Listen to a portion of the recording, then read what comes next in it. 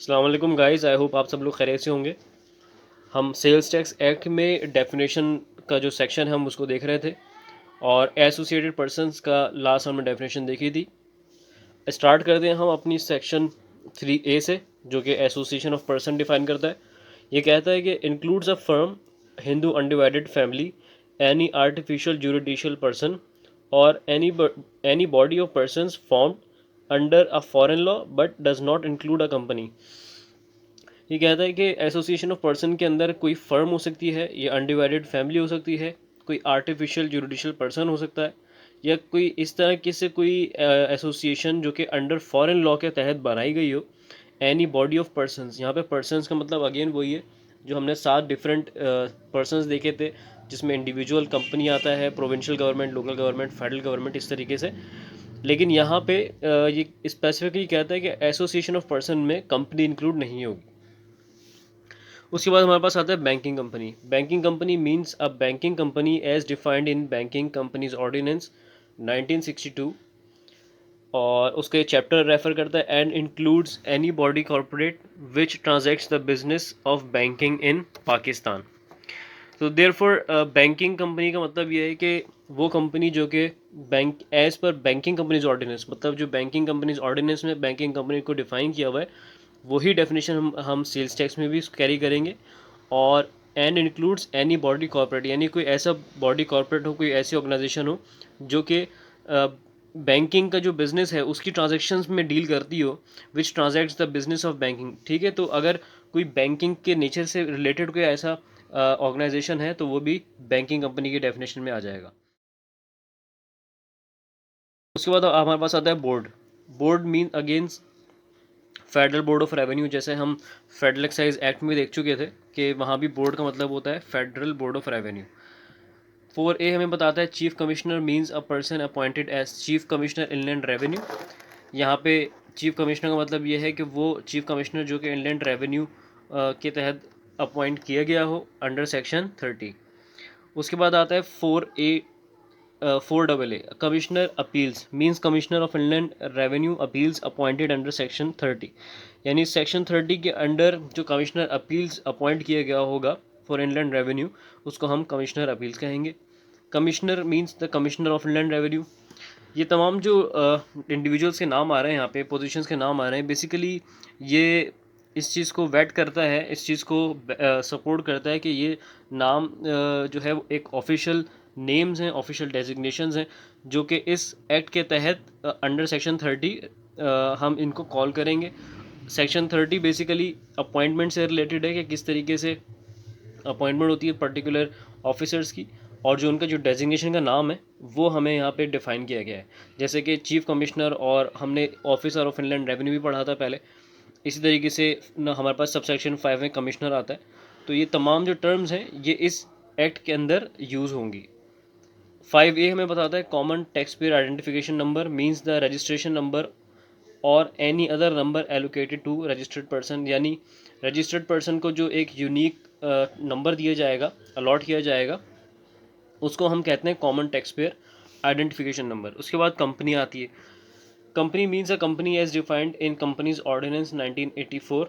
यानी कंपनी का मतलब है कि जैसे कि कंपनीज ऑर्डिनेंस 1984 में डिफाइन किया गया है, जो वहाँ डेफिनेशन है हम उसको कैरी करेंगे। बी कहता है a body corporate form by और अंडर एनी लॉ इन्फोर्स इन पाकिस्तान। यानी कोई ऐसा बॉडी कॉर्पोरेट जो कि पाकिस्तान के लॉ के तहत बनाया गया हो। उसके बाद मुदारबा। मुदारबा एक इस्लामिक हमारा इंस्टीट्यूट होता है। उसके बाद डी में कहता है अ बॉडी इनकॉर्पोरेटेड बाय और under the law of a country outside Pakistan relating to incorporation of companies. यानी कोई ऐसा बॉडी इनकॉर्पोरेट किया गया हो जो कि under the law of a country outside Pakistan, ये पाकिस्तान की हद से, पाकिस्तान की जो हदूद हैं उनसे बाहर का कोई कंट्री हो। फॉर एग्जांपल पाकिस्तान से बाहर बेशुमार कंट्रीज़ हैं, हम चाइना की मिसाल ले सकते हैं, अफगानिस्तान की मिसाल ले सकते हैं। ठीक है, relating to incorporation of companies, यानी उस मुल्क के अंदर जो इनकॉर्पोरेशन ऑफ कंपनीज़ का जो एक लॉ होगा उसके मुताबिक अगर कोई कंपनी इनकॉर्पोरेट हुई है कहाँ, पाकिस्तान में, तो वो भी हमारी कंपनी के अंदर ही फॉल करेगी। उसके बाद हमारे पास आता है कि a trust, a cooperative society और अ फाइनेंस सोसाइटी और एनी अदर सोसाइटी इस्टेब्लिश्ड और कॉन्स्टिट्यूटेड बाय और under any law for the time being in force. और इसके बाद लास्ट में हमारे पास आता है a foreign association whether incorporated और not which the board has by general और special order declare to be a company for the purpose of the income tax ordinance 2001। यानी कोई ऐसी फॉरेन एसोसिएशन भी हो, फॉरेन एसोसिएशन से मुराद ये है कि कोई ऐसी कंपनी हो जिसका जो बेसिकली एसोसिएशन हो, उसका पेरेंट हो या उसका जो ओरिजिन हो वो बाहर हो। ठीक है, इससे पहले तो हम जो कंपनी जो देखी थी वो बेसिकली इनकॉर्पोरेट पाकिस्तान में हुई थी एज पर कंपनीज ऑर्डिनेंस, लेकिन जो उसकी रूल्स थे, जो उसके रेगुलेशंस थे वो बाहर के जो एप्लीकेशंस थी उसके तहत हुई थी। लेकिन यहाँ जो फॉरेन एसोसिएशन का मतलब ये है कि कंपनी का जो पेरेंट है वो बाहर है, लेकिन उसकी जो कोई फॉर एग्जांपल फ्रेंचाइज या ब्रांच अगर पाकिस्तान में है तो उसको भी हम एज अ कंपनी के तौर पे डील कर रहे होंगे और उसके ऊपर। और यहाँ पे स्पेसिफिकली कह रहा है कि for the purpose of income tax ordinance. तो इनकम टैक्स ऑर्डिनेंस तो वैसे ही इंडिविजुअल और कंपनीज़ के ऊपर एक सेपरेट एंटिटी के तौर पे इनकम टैक्स को चार्ज ऑफ कर रहा होता है। तो अगेन यहाँ पे इस चीज़ से भी एक बात क्लियर हो जाती है कि इनकम टैक्स ऑर्डिनेंस के तहत उस फॉरेन एसोसिएशन को हम कंपनी मानेंगे। और सेल्स टैक्स के लिए अगेन क्योंकि वो एक सेपरेट बिजनेस लीगल एंटिटी होगा, तो उसकी जो भी ट्रांजेक्शंस होंगी बाइंग एंड सेलिंग की, अकॉर्डिंग टू देयर नेचर हम उसके ऊपर सेल्स टैक्स चार्ज कर रहे होंगे और अकॉर्डिंगली वो हमारी कंपनी की डेफिनेशन में फॉल कर जाएगा। 5 हमारे पास आता है computerize system means any comprehensive information technology system to be use by the board और any other office as may be notified by the board for carrying out the purposes of this act. Computerize system मतलब है कि कोई ऐसा information technology system मतलब IT का कोई भी ऐसा सिस्टम जो कॉम्प्रिहेंसिव हो, मतलब कि जामे तरीन हो, उसके अंदर तमाम जितने भी सिस्टम्स हैं, तमाम जो भी एप्लीकेशंस हैं, ऑपरेशंस हैं, वो उसके अंदर आते हों, तो उसको हम कंप्यूटराइज सिस्टम कहेंगे। और वो बोर्ड यूज़ करता हो और एनी अदर ऑफिस मीन्स का जो बोर्ड के डिफरेंट ऑफिस हैं वहाँ पे जो सिस्टम इलेक्ट्रॉनिकली यूज़ होता है उसको हम कंप्यूटराइज सिस्टम कहेंगे for carrying out purposes of this act. मतलब कि यहाँ पे ये कहता है कि अगर सेल्स टैक्स के लिए वो जो कंप्यूटराइज सिस्टम में यूज़ किया जा रहा है, इंफॉर्मेशन टेक्नोलॉजी सिस्टम यूज़ किया जा रहा है, तो इस लॉ के तहत वो हमारा कंप्यूटराइज सिस्टम है। कॉटेज इंडस्ट्री, ये बहुत इंपॉर्टेंट डेफिनेशन है। Cottage industry means a manufacturing concern. देखें यहाँ पे स्पेसिफिकली बता रहा है कौन है ये मैन्युफैक्चरिंग कंसर्न। मैन्युफैक्चरर कौन होता है कि जो कि रॉ मटेरियल बाय करने के बाद उसको उसमें कुछ वैल्यू एडिशंस करता है और उसको ट्रांसफॉर्मेशन करता है उस रॉ मटेरियल की। ठीक है, उसको कन्वर्ट करता है, बेसिकली रॉ मटेरियल लेने के बाद उसको कन्वर्ट करता है इनटू अ फिनिश्ड प्रोडक्ट। तो वो एक मैन्युफैक्चरिंग कंसर्न होता है। मैन्युफैक्चरिंग कंसर्न का लाजमी मतलब ये नहीं है कि जो रॉ मटेरियल लेने के बाद उसको इस तरीके से फिनिश करे कि वो रिटेल मतलब जो आप एंड कंज्यूमर है उसी के लिए यूज़ हो। नहीं, ऐसा नहीं हो सकता। ये भी पॉसिबल है कि कोई मैन्युफैक्चरर ऐसा है कि जो ऐसे कंपोनेंट बनाते हैं रॉ मटेरियल लेने के बाद, जो कि कंपोनेंट आगे किसी और सप्लायर के लिए एज एन इनपुट के तौर पे यूज़ होते हैं, तो इसलिए उसको भी हम मैन्युफैक्चरिंग ही बोलेंगे, मैन्युफैक्चरर ही बोलेंगे। लाजमी नहीं है मैन्युफैक्चरर फिनिश गुड्स प्रोड्यूस करने के बाद एंड कंज्यूमर को बेचे, यानी जो कंज्यूम प्रोडक्ट करते हैं उन्हीं को बेचे। किसी दूसरी कंपनी को भी बेच सकता है अपने प्रोडक्ट्स, ठीक है, लेकिन उसके पार्ट तक वो चीज़ फिनिश गुड हो जाएगी और जो उसका नेक्स्ट सप्लायर होगा, नेक्स्ट सप्लायर के लिए वो एज एन इनपुट के तौर पे यूज़ होगा। तो देयरफॉर यहाँ पे कहता है means a manufacturing concern which fulfils each of the following conditions, namely does not have an industrial gas और electricity connection. Basically cottage industry को कुछ एग्जाम्पशंस हासिल हैं, मतलब उनको कुछ सेल्स टैक्स के अंदर बेनिफिट्स लीनियंसीज हासिल हैं।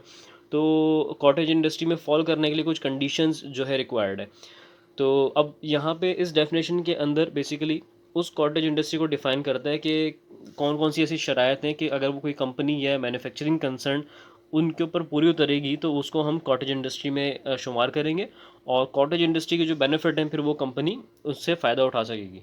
तो सबसे पहले हमारे पास आता है कि उस कंपनी के पास कोई इंडस्ट्रियल गैस या इलेक्ट्रिसिटी का कनेक्शन नहीं हो, यानी उसके पास डोमेस्टिक जो नॉर्मल कनेक्शन होता है वो होना चाहिए। उसके बाद हमारे पास आता है इंडस्ट्रियल में कमर्शियल और जो हमारा डोमेस्टिक होता है उसमें डिफरेंस है। तो यहाँ पे इंडस्ट्रियल स्पेसिफाई किया हुआ है कि इंडस्ट्रियल कनेक्शन नहीं होना चाहिए गैस का और बिजली का।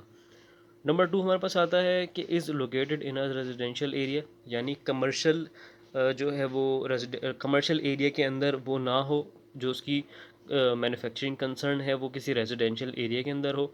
उसके बाद हमारे पास आता है सी में, does not have a total labour force of more than 10 workers, यानी जो उसके पास लोग काम कर रहे होंगे उनकी तादाद, जो टोटल तादाद है वो 10 से ज़्यादा ना हो।